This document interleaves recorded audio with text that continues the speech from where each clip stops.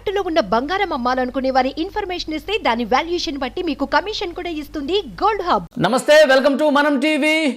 మనం ఉన్నది మన కోసం. నేను వలి. ప్రస్తుతం లైవ్ లో జాయిన్ అయ్యారు జనసేన పార్టీ రాష్ట్ర అధికార ప్రతినిధి అడ్వకేట్ రజనీ గారు. వారితో మాట్లాడదాం. రజనీ గారు నమస్తే అండి. నమస్తే అండి. రజనీ గారు, ఢిల్లీలో చర్చలు జరుగుతున్నాయి. భారతీయ జనతా పార్టీ 10 అసెంబ్లీ స్థానాలు 7 ఎంపీలు అడుగుతున్నట్టుగా తెలుస్తోంది. ఇంకా చర్చలు కొనసాగుతున్నట్టుగా తెలుస్తోంది. అధికారిక ప్రకటన ఎప్పుడు, ఎన్ని స్థానాలు ఇస్తారు, ఈ క్లారిటీ ఎప్పుడు వచ్చే అవకాశం ఉంది? ఏదైతే టీడీపీ ఎన్డీఏ కూటమిలో చేరిపోవడానికి సిద్ధం అయిపోయినది, పొత్తులు ఖరారైపోయింది, సీట్లు కూడా ఆల్మోస్ట్ ఫిక్స్ అయిపోయినాయి.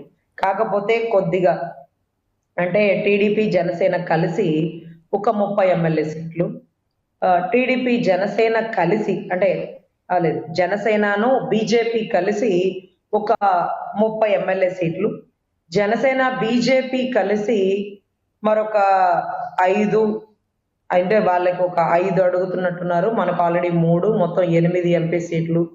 దేని గురించో డిస్కషన్ జరుగుతుందండి. అంటే ఎంపీ సీట్ల గురించా లేకపోతే ఎమ్మెల్యే సీట్ల గురించా అనేది కొంచెం లిటిల్ బిట్ డిస్కషన్ జరుగుతుంది. మనకు ఆల్రెడీ 3 ఎంపీ సీట్లకి మనం ఖరారయ్యాం. అదే రకంగా బీజేపీ 5 ఎంపీ సీట్లకు ఖరారవుతుంది. అదే రకంగా 6 ఎమ్మెల్యే సీట్లకి కన్ఫర్మేషన్ అవుతుంది. ఇదంతా కూడా ఎమ్మెల్యే సీట్లు ఎంపీ సీట్ల గురించి చిన్న చిన్న డిస్కషన్, 1-2కేనండి. అంటే పొత్తు కన్ఫర్మ్ అయిపోయింది, పొత్తు ఖరారైపోయింది. టీడీపీ ఎన్డీఏ కూటమిలో చేరడానికి సంసిద్ధం అయిపోయింది. ఆల్రెడీ ఎన్డీఏ కూటమిలో ఉన్నటువంటి జనసేన. సో 3 కలిసింది, మాడు పగిలింది. 3 అనే పిచ్చితో గౌరవ జగన్మోహన్ రెడ్డి గారు మా రాష్ట్రాన్ని 3 ముక్కలాట చేశారు. ఏ 3తో అయితే నువ్వు మా రాష్ట్రాన్ని ముక్కలు చేసావో ఆ 3 వచ్చి నీ మాడు పగలగొట్టబోతుంది. ఇప్పుడు నీకున్న కాస్త 3 దొరికి నువ్వు ఎటు పోవాలో అర్థం కానటువంటి దౌర్భాగ్య పరిస్థితి. ఇదేనండి ప్రాస, ఎక్కడికి పోదండి. కవి రక్తం అలా పొంగుకుండా వచ్చేస్తున్నటువంటి తరుణం అండి ఈరోజు రాష్ట్ర ప్రజలకి. 3 అని మా మీద పడేడి చచ్చావు కదా, ఈ రోజు ఆ 3 కలిసి వస్తున్నారు, ఆ 3 కలిసి వస్తున్నారు. 3 మునగాళ్ళు సినిమా మళ్ళీ రిలీజ్, 2014 ఎలక్షన్ రిపీట్ అనేది మళ్ళీ. సో వీటన్నిటికంటే మించి ఇక ఏ పావుని ఎటు కదపాలో అర్థం కాక ఈ రోజు గవర్నమెంట్ ఉద్యోగస్తులందరూ వద్దు బాబోయ్ జగన్, నీ వల్ల మా ఉద్యోగాలు పోతాయి, నువ్వు చెప్పినట్టు మేము తప్పు చేస్తే నిన్నటి రోజు గిరీష్ గారు ఎలా అయితే మున్సిపల్ కమిషనర్ ని ఎత్తి బయటేశారో కలెక్టర్ స్థాయికి వెళ్ళినప్పటికీ, అదే రకంగా తిరుపతికి సంబంధించిన డిఎస్పీలు, ఎస్ఐలు, కానిస్టేబుల్స్, సేలు అందరూ సస్పెండ్ అయిపోయిన పరిస్థితి. ఏదైతే పర్చూరు ఇన్ఛార్జ్ ఏలూరు సాంబశివరావు గారు వెల్ ఎడ్యుకేటెడ్ అనమాట. బాబు గారు ఎవరిని సెలెక్ట్ చేసినా well educated, highly knowledged, technology వాడగల వాళ్ళని మాత్రమే ఎక్కువగా సెలెక్ట్ చేస్తుంటారండి. దానివల్ల ఆయన నవ్యాంధ్ర నిర్మాత అంటారా, లేకపోతే అదేంటంటే ఫ్యూచర్ జనరేషన్ కి ఒక మంచి బ్రీడ్ని ఇస్తున్నట్టు ఉంటదండి ఆయన ఇప్పుడు. సో ఏలూరు సాంబశివరావు గారు ఆయన దగ్గర ఉండేటటువంటి అమెరికన్ టీము, ఎన్ఆర్ఐ టీంతో కలిసి ఈ దొంగ ఓట్లను ఏరిపరేసే పర్వంలో ఒక సిఐని, కానిస్టేబుల్ సస్పెండ్ చేయించిన తరుణం. నిన్నటి రోజు కూడా ఆయన మీద కూడా కేసులు వేశారు, అయినా ఏ ఒక్కరు తల ఒక్కట్ల. అంటే దీని ఆంతర్యం ఏంటంటే బీజేపీతో కలిసిందంటే గవర్నమెంట్ ఎంప్లాయీస్ ఎవరు జగన్ ప్రభుత్వం చెప్పినట్టు చేయట్లేదండి. మేం చెయ్యం అయిపోయింది. ఆ తరుణం కూడా వచ్చేసింది. ఇంకొక 10-15 రోజుల్లో, ఒక నెల రోజుల్లో ఎలక్షన్ కూడా వచ్చేస్తుందేమో. సో ఇటువంటి పరిస్థితుల్లో ఇంకా మీరు చెప్పినట్టు చేసి మా ఉద్యోగాన్ని రిస్క్ లో పెట్టుకోలేం. దొంగ ఓట్లు మీరు బీహార్ నుంచి, కర్ణాటక నుంచి, ఎక్కడెక్కడి నుంచో, బళ్ళారి నుంచి కొంతమంది టీంని లారీల్లో, ట్రక్కుల్లో దింపితే వాళ్ళతో ఓట్లు వేసేటప్పుడు కూర్చునేది అక్కడ స్కూల్ టీచర్లు. ఏ స్కూల్ టీచర్లు? మన సిపిఎస్ విధానం రద్దు చేస్తామని మోసం చేసామని చూడండి, పాపం వాళ్ళే అక్కడే కూర్చొని పిల్లల దగ్గర వాడే కర్ర పట్టుకొని బూత్ లెవెల్ దగ్గర కూర్చుంటున్నారండి. ఇకపోతే పోలీస్ ఆఫీసర్ పాపం వాళ్ళకుండే సరెండర్ లీవ్స్ లాక్కొని టీఏడిఏలు ఇవ్వకుండా వాళ్ళని కూడా అగచాట్లు చేస్తూ ఈ రోజు ప్రజలే పోలీసుల్ని బూతులు తిట్టే పరిస్థితికి అయిపోయిన పరిస్థితి. సో వాళ్ళు కూడా చాలా స్ట్రిక్ట్ గా లాఠీ పట్టు కూర్చున్నారండి. ఇకపోతే మన వాలంటీర్లు నొక్కి ఆ వేలు ముద్రలు వేయించి పాపం వృద్ధాప్య మహిళల దగ్గర పెన్షన్లు, అదే రకంగా ఒంటరి మహిళలు, వాళ్ళు ఎదుర్కొంటున్న మహిళా సమస్యలు, వీటన్నిటికీ సమస్తంగా 2,60,000 మంది నిరుద్యోగులు రాష్ట్రంలో ఉన్నారనడానికి మేమే గ్యారంటీ. సో మాకు డిఎస్సి, మెగా డిఎస్సి అని చెప్పి దగా డిఎస్సి చేశాడు. జనవరి 1 కల్లా జాబ్ క్యాలెండర్ ప్రతి సంవత్సరాన్ని మమ్మల్ని మోసం చేశాడంటూ వాళ్ళు. అంగన్వాడీ వాళ్ళు ఇంటింటికి వెళ్ళి పిల్లల్ని సంకనెత్తుకొని వచ్చిన అంగన్వాడీ టీచర్లు చెప్పారు, అమ్మా మా ఉద్యోగాలు బాగుండాలన్నా, రాష్ట్ర భవిష్యత్తు భవితగా ఉండాలన్నా దయచేసి జగనన్నకు ఓటేయండి, ఓటేయకండి అంటూ గతంలో ఓటేయండి అని చెప్పిన వాళ్ళే ఈ రోజు ఓటేయకండి అంటే పాపం తల్లులు కన్ఫ్యూజ్ అవుతున్నారు. ఇంతకీ మీరేం చెప్తున్నారు, ఓటేయండి అనా ఓటేయకండి అని. మళ్ళీ ఓటు గురించి మాట్లాడితే ఆక్సిజన్స్ లెవెల్స్ పడిపోయే పరిస్థితి అండి. ఈ రోజు రాష్ట్రం కేవలం వెంటిలేషన్ లో మాత్రమే ఉంది. ఈ వెంటిలేషన్ పరిస్థితి నుంచి రాష్ట్రాన్ని బయటపడేయాలంటే రాష్ట్ర ప్రజలు విలువైన ఓటు అండి. ఓటు అంటే మనం వేసే ఓటుతో పాటుగా ఆక్సిజన్ ని కూడా ఓటు అని అంటాం. కాబట్టి రజనీ గారు, రాష్ట్ర ప్రభుత్వంలో ఉన్నటువంటి సమస్యలు కావచ్చు, ప్రభుత్వం మీద ఉన్నటువంటి వ్యతిరేకత, ఇవన్నీ కాసేపు పక్కన పెడితే భారతీయ జనతా పార్టీ పట్ల ఆంధ్రప్రదేశ్ ప్రజలు పూర్తిగా వ్యతిరేకత ఉన్నారు. ఈ 5 సంవత్సరాల పాటు రాష్ట్రానికి ఏం చేసింది కేంద్రం అని ప్రశ్నిస్తున్నటువంటి పరిస్థితి కనిపిస్తోంది. ఇప్పుడు కలిసి రావటం వల్ల ఎఫెక్ట్ అయ్యే పరిస్థితి ఉందా లేదా కూటమికి? సెంట్రల్ కలవడం వల్ల అమరావతికి వచ్చేటటువంటి ఫండ్స్ కానీ, అమరావతి డెవలప్మెంట్ కానీ చాలా త్వరితగతం జరుగుతుందండి. 2014లో కూడా మనం బీజేపీతో కలిసే ఉన్నాం, అంటే టీడీపీ ప్రభుత్వం, జనసేన ప్రభుత్వం. అప్పుడు కియా మోటార్స్ కూడా వాళ్ళ సారథ్యంలో తెచ్చిందేనండి. స్కిల్ డెవలప్మెంట్ సెంటర్స్ కూడా ఆ టైంలో వచ్చినాయనండి. ఇవన్నీ అంటే ఒక మంచి వ్యక్తిని మంచికి వాడుకునేటటువంటి చంద్రబాబు, ఒక మంచి వ్యక్తిని కూడా చెడుకు వాడుకునే పరిస్థితిలో ఉన్నటువంటి జగన్మోహన్ రెడ్డి. అంటే ఒక ఏటీఎం సెంటర్ లాంటిదండి ఈరోజు సెంటర్. మనం డబ్బులు తీసుకొని మంచికి వాడుతున్నాం, వాళ్ళు డబ్బులు తీసుకొని చెడుకు వాడుతున్నారు. డబ్బులు ఇవ్వడం అనేది వాళ్ళ ధర్మం, ఎవరు ఏది అడిగినా ఇస్తారు. బాబు గారు వెళ్ళి మాకు సెంట్రల్ ప్రాజెక్ట్ ఒకటి కావాలి, దాంట్లో కొన్ని వందల వేల మందికి, లక్షల మందికి ఉపాధి వస్తుందని ఆయన అడుగుతారు. ఇతను వెళ్ళి మాకు ఒక 10 లక్షలు డబ్బులు ఇస్తారా, మేము ఇలాగ మందుకు తాగాలి, ఖర్చు పెట్టుకోవాలని ఇతను అడుగుతాడు. సో వాడుకున్న వాళ్ళకి వాడుకున్నంత. సెంట్రల్ ని మంచికి వాడే బాబు గారు ఉంటే సెంట్రల్ మంచికే ఉపయోగపడుతుంది. సెంట్రల్ ని అదేం అడుగుతాడు, సిబిఐ బెయిల్ అడుగుతాడు. పాప ఏం పెద్దగా అడగడండి. ఈయన వల్ల సెంట్రల్ కి అసలు ఏ ఇబ్బంది లేదు కూడా. ఏవి బెయిల్స్ అడుగుతాడు, వాయిదాలు అడుగుతాడు, కొంచెం మా కేసు జోలికి రాకుండా ఉంటే చాలా అడుగుతాడు. కానీ ఈ పథకం మాకు కావాలి, ఈ కంపెనీ మాకు రావాలి, ఈ ప్రాజెక్ట్ మాకు ఇవ్వండి, ఇవేమి అడగడండి. అసలు అవేమి తెలియవండి, అవేమి ఆయనకి తెలియవు. సో అటువంటి పరిస్థితుల్లో ఎన్డీఏ కూటమిలో బాబు గారు చేరడం వల్ల ఈ 5 సంవత్సరాలు వృధా అయిపోయినటువంటి అమరావతి రాజధాని త్వరితగతిన పూర్తవడానికి ఆవశ్యకత ఉంటుందండి. బీజేపీ రావడం వల్ల అదొక ఉపయోగం. అయితే రాత్రి జరిగిన చర్చల్లో ఎక్కువగా ఎంపీ స్థానాలు అడుగుతున్నట్టుగా తెలుస్తుంది. ఎమ్మెల్యేలు మేము పెద్దగా పట్టించుకోవట్లేదు, కానీ 7 ఎంపీ స్థానాలు అడుగుతున్నట్టుగా తెలుస్తుంది. బీజేపీ నిజంగా 7 చోట్ల పోటీ చేస్తే గెలిచే పరిస్థితి ఉందా? అసలు గ్రౌండ్లో బీజేపీ ఉందా ఏపీలో?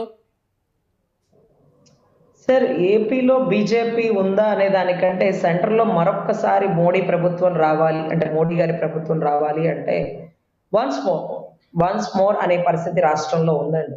ఈ రోజు 7 సీట్లు ఇస్తే గెలిచిద్దా, లేకపోతే 7 సీట్లు ఇస్తారా అని మీరు అడిగితే, పిలవని పెళ్లికి పేరెంట్ వేసినట్టుగా బీజేపీకి ఈ రోజు వైసీపీ భారీ ఆఫర్ ఇచ్చేస్తుంది.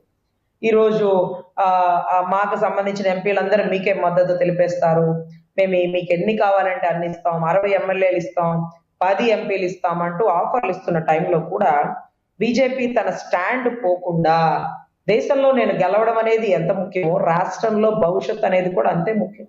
ఈ రోజు అధిక ఆఫర్లు ఇస్తున్నాడు కదా అని వైసీపీ పంచన పోతే, ఒకవేళ నాకు గెలిచే అవకాశం ఉంటుందేమో అతను చెప్పినట్టుగా, అతనికి సహకరించినట్టుగా మళ్ళీ దొంగ ఎలక్షన్ మాఫియా ఇవన్నీ చేస్తే మళ్ళీ రాష్ట్రంలో వైసీపీ బీజేపీ కలిస్తే మళ్ళీ సెంటర్ లో బీజేపీ వస్తుంది, రాష్ట్రంలో వైసీపీ వస్తుంది.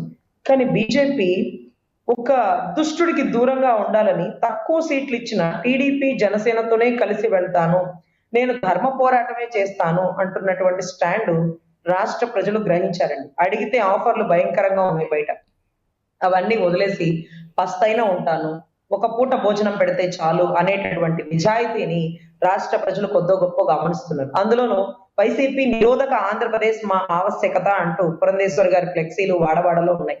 ఈ రోజు సందుల్లో గొంతుల్లో నీటి కుళాయిలు కావాలంటే బీజేపీ సెంటర్ లో అందుబాటులో ఉండాలని, లేకపోతే ప్రతి పథకంలోనూ బీజేపీ ప్రాధాన్యత ప్రావీణ్యత అనేది ఈ మధ్య కాలంలో ఒక అడ్వర్టైజ్మెంట్ రూపంలో, ఒక ఫ్లెక్సీల రూపంలో బాగా జనాల్లోకి వెళ్తుందండి. కొద్దిగా వాళ్ళు రాష్ట్రంలో జనాల మనసులు గెలుచుకునే ప్రయత్నం చేస్తున్నారు. ఇప్పటి వరకు గెలుచుకోలేదా అంటే, మబ్బుల చాటున ఉండిన సూర్యుడిని మనం చూడలేకపోయామండి. ఆ మబ్బులు కమ్మేసిన ఈ వైసీపీ ఈ రోజు మబ్బుల చాటు నుంచి సూర్యుడు మళ్ళీ వెలుగులోకి వచ్చి రాష్ట్రానికి వెలుగు పంచుతాను, నాకు ఒక అవకాశం ఇవ్వండి అంటే ఖచ్చితంగా రాష్ట్ర ప్రజలు స్వాగతించే పరిస్థితి అండి. అందులో మోడీ గారికి మోడీ గారిని ఎలా వాడాలో చాలా మంది తెలుగుదేశం నాయకులకే ఇష్టం లేదంట బీజేపీ రావటం, ఇక అనివార్య పరిస్థితుల్లో ఒప్పుకున్నట్టుగా తెలుస్తుంది. 100% అండి. బీజేపీతో కలవడం, అసలు ఆ బీజేపీ ఇచ్చిన సీట్లు గెలవడం కూడా చాలా అంటే చాలా కష్టసాధ్యం అండి. మనస్ఫూర్తిగా ఏ టీడీపీ నాయకుడు బీజేపీ సభ్యుల్ని గెలిపించే ప్రయత్నం కూడా చేయలేని పరిస్థితి. అంటే మేమంటే జనసేన బీజేపీతో కలిసి ఉన్నాం కాబట్టి మా నాయకుడు చెప్తాడు, మేము చేస్తాము. అందులో గతం నుంచి మా నాయకుడు ఒక స్టాండ్ లో మోడీ గారిని ఇచ్చే గౌరవం కానీ, we are very proud to say Hindu అని కానీ, హిందూ ధర్మాన్ని మనం పాటిద్దాం, అదే రకంగా అన్ని మతాలని గౌరవిద్దాం, ఇది మానవతా ధర్మం అంటూ మా నాయకుడు చెప్పినటువంటి సిద్ధాంతాలు మా అందరికీ అలవాటైపోయినాయండి. మేము బీజేపీని స్వాగతిస్తాం. కానీ ఇప్పుడు వరకు నిప్పులు చెరిగినటువంటి టీడీపీ ఒకేసారి నాయకులు మార్చుకున్నంత తేలిక కాదు రాష్ట్రంలో ఉండే టీడీపీ జనం అంటే మార్చుకోవడానికి అని అనుకుంటున్నటువంటి వైసీపీ దళం. అంటే తొందరగా బీజేపీతో కలవలేరు అనే స్టాండే వినపడుతుందండి. కానీ మేము కలవగలుగుతాము. మా నాయకుడిని 52 రోజులు అరెస్టు చేయించిన తరుణం మాకు గుర్తుంది. మా భువనేశ్వరమ్మ గారు కన్నీటి పర్యంతమైనటువంటి దారుణ అవమాన ఘటనలు మాకు గుర్తున్నాయి. వీటన్నిటికంటే మించి టీడీపీతో కలిసి వస్తున్న జనసేన కోసం, జనసేన అభిమతాన్ని గౌరవించినటువంటి బీజేపీ కోసం, ఆ బీజేపీతో కొన్ని పొత్తు ధర్మంలో ఇచ్చిన సీట్లని కట్టుబడి ఉండి పనిచేసేటటువంటి ముగ్గురు నాయకుల్ని రాష్ట్ర ప్రజలు 100% గమనిస్తున్నారు, గౌరవిస్తున్నారు. ఈ రోజు బీజేపీ ఒక సాహసోపేత నిర్ణయమే తీసుకుందని చెప్పాలి. 100% బీజేపీ మనతో కలిసి రాదేమో అని అనుకున్నారు వైసీపీ వారు చివరి వరకు కూడా. పురంధేశ్వరి గారు ఒక జిల్లా అంటే ఒక జాతీయ అధ్యక్షురాలని సైతం వాళ్ళు అవమానపరిచారు. ఎందుకంటే మందులో కల్తీ ఉంది, అక్రమం జరుగుతుందండి. ఏమ్మా నువ్వు మందు తాగినావా? మాకైతే అలవాట్లేదు అంటూ విజయసాయి రెడ్డి గారు ఒక జాతీయ అధ్యక్షురాలని మీడియా ముఖంగా అవమానపరిస్తే, ఓహో వీళ్ళ బుద్ధి ఇంతేనా అనుకున్నాం. సొంత చెల్లిని అవమానపరిచిన తరుణం మనం చూసాం. సునీతమ్మే ముందుకొచ్చి మా జగనన్నకు ఓటేయకండి అన్న విషయం చూసాం. ఈ రోజు బీజేపీ మనుగడ అంటే బీజేపీ సెంటర్ లో మళ్ళీ రావాలంటే గెలిచే వైపుకే ఉండాలి బీజేపీ. సో గెలిచే వైపు టీడీపీ జనసేన వైపు. సో బీజేపీ మనస్ఫూర్తిగా టీడీపీ జనసేనతో రావడానికి సిద్ధంగా ఉంది. టీడీపీ వర్గానికి కొంత వ్యతిరేకత ఉన్నమాట వాస్తవం. కానీ ఆ వాస్తవాన్ని యథార్థ విషయాలు తెలుసుకొని భవిష్యత్ కార్యాచరణ వాళ్ళ నాయకుడి మీద ఉండే నమ్మకం అండి. ఎంత నమ్మకం అంటే ఆయన 52 రోజులు జైల్లో ఉండి కంటి సర్జరీ చేసుకొని మంచం మీద పడుకొని ఉండి ఈరోజు తెలంగాణలో కాంగ్రెస్ పార్టీలో గెలుపులో టీడీపీ పాత్ర ఉండాలి అంటే పొలోమని సంచి నెత్తినేసుకొని వెళ్ళిపోయి పనిచేసిన తెలుగుదేశం కార్యకర్తలను మేము చూసామండి. ఈ రోజు వాళ్ళ నాయకుడు ఏది చెప్తే అది మాట్లాడకుండా సంసిద్ధంగా చేయడానికి బీజేపీని సైతం గెలిపించడానికి రెడీగా ఉన్న టీడీపీ కార్యకర్తలు, అదే రకంగా మా అధినాయకుడి అభిమతాన్ని గౌరవిస్తూ బీజేపీతో పొత్తు ధర్మంలో ముందుకు వెళ్లే మేము ఖచ్చితంగా బీజేపీ కొంచెం ఎంపీ ఎమ్మెల్యే స్థానాన్ని గెలిపించడంలో 175 నియోజకవర్గాల్లో జనసేన పాత్ర, టీడీపీ పాత్ర, బీజేపీ పాత్ర కీలకంగా ఉంటుందండి. ముగ్గురు కోరుకునేది వైసీపీ విముక్తి ఆంధ్రప్రదేశ్. 3 కలిసింది, మాడు పగిలింది. నీకు కావాల్సింది 3. రాష్ట్రాన్ని 3 ముక్కలు ఆటేవాడు. ఆ 3 ముక్కలే, ఆ 3 ఈ రోజు నీ అంతిమ నిర్ణయానికి వచ్చేసిందండి. Thank you very much Rajini garu. నమస్తే అండి.